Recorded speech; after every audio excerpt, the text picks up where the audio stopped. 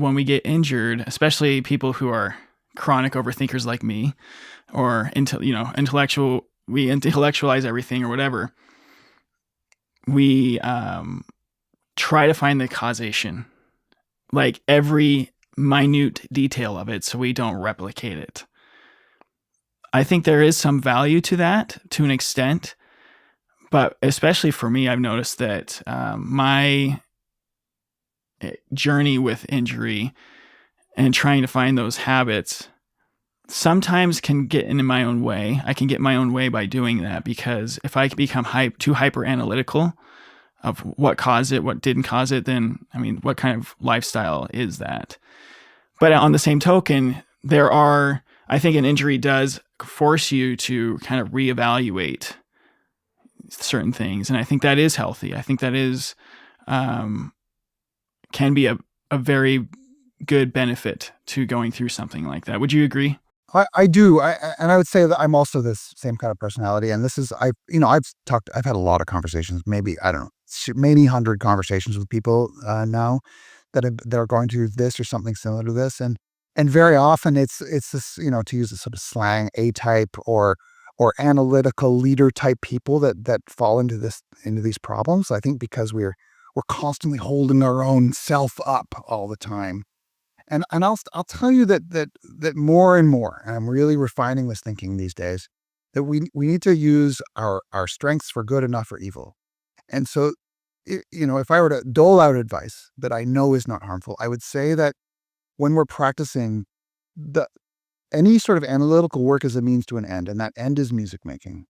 And so that when you are practicing these skills and you're being analytical about how you're forming your embouchure and how you're using your air and stuff, this stuff is for a time and a place. This can be a certain, after half an hour of warming up, you're going to spend 15 minutes on production and embouchure and all these things. But then you need to know when to stop. You need to set a timer that goes beep. And when that timer goes beep, you need to go back to focusing on air, sound, music. And you need to be a little bit firm with yourself and say, I can't think about my embouchure, because I'll use metaphors and stuff because I'm not a neurologist, but the way I refer to it is easy for the brain and hard for the brain.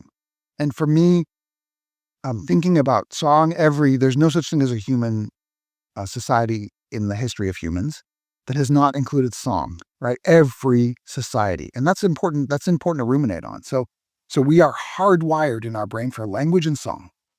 So if you're thinking about like vowels, for instance, I think you can think that until the cows come home. I think that's no problem.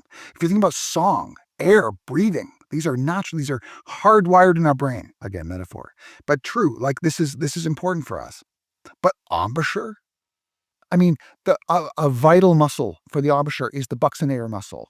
And the buccal muscle by nature was given to us to keep food from going into our cheeks like a chipmunk and to keep it between our teeth so that we can chew. That's why we have a buccal muscle. We don't have a buccal muscle to say, if you don't fire muscle, we're not going to get our job or get tenure or win an audition. Like, I think these things are very difficult and very, very hard for our brain to understand. So the way I think of this is I can think about the form for a while, but I need to think about the goal, maybe let's call it 10 times as much as I think about the process. Trust the process. But that process, indeed, though, I think you need that part of that process is changing your focus away from injury to a healthy mindset, which, the great teacher Arnold Jacobs distilled down to just wind and song.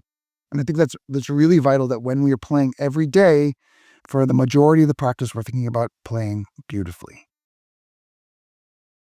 Yeah, and you and Frankie talk a lot about on your show and in your circles about the importance of having kind of a partnership of both of those concepts, song and wind, and then the more, I don't know if I would even call them concrete pedagogical practice or whatever. I kind of see it as like, and I've talked to Frankie about this in my own consultations with him, but it seems like we try to make the overall foundation of our musicianship song and wind. Mm.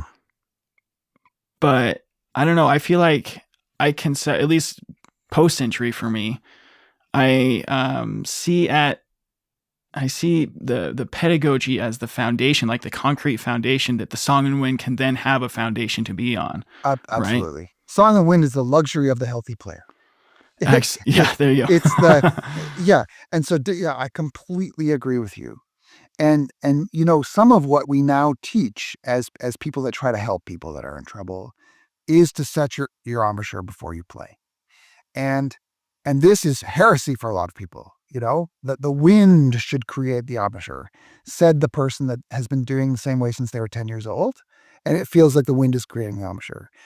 So I completely agree with you. But what I say to a lot of people is that we are on a path towards health, right? If we want to get better, we've got to be on a path towards health. What is health? Health is being able to set an embouchure without really thinking too hard about it and thinking about the music. So if you're on that path to health, you have to be constantly increasing the amount of time every day you spend sort of not obsessing about whether your chin or your lip is in exactly the right position. So how do you do that? You do that with sequestered practice.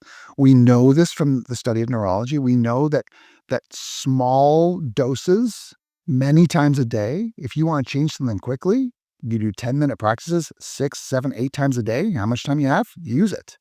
But you need to rest.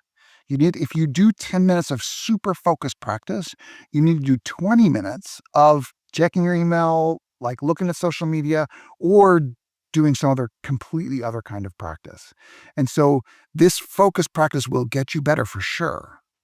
But then after you've gone through these timed sessions, then you need to just play melodies and play beautifully.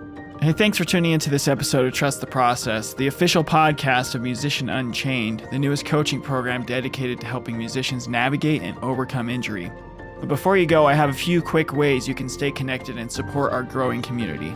First of all, I'd love to hear from you. Shoot me a text with the link below and share your thoughts, questions, or just say hi. You can also check the show out on Instagram, Facebook, and TikTok. We also would love to see you in our Facebook support group, Trust the Process Podcast Injured Musician Support Group. If you found value in today's episode, consider making a donation to support our mission of empowering musicians worldwide. Every contribution helps us create more content and resources for you, so visit link number 2 below to support the mission. If you decide to donate, I'll send you my newest resource, the Injured Musician Toolkit, which is an ebook designed to give you tools to help you get through your injury. Subscribe to our newsletter to get exclusive insights, tips, sneak previews of episodes, and announcements straight to your inbox. Act now and I will send you a free gift. So sign up at www.musicianunchained.com/newsletter. And if you or someone you know would like to go deeper with me in the topics of injury and mindset, head over back to musicianunchained.com and check out the Let's Hang tab. As always, I want to thank Daniel Baldwin, my audio engineer, and my sister Dana Lovell for her help with the promotional materials. There is no podcast without them. But before I go, I want to tell you how much I deeply appreciate your time and support. You are not alone on this journey. There are musicians and educators out there who need this resource, and we need to get it to them. Together, we are breaking the chain of old habits and thought patterns that don't serve us anymore, and unchaining the potential within ourselves to face each challenge with strength and resilience.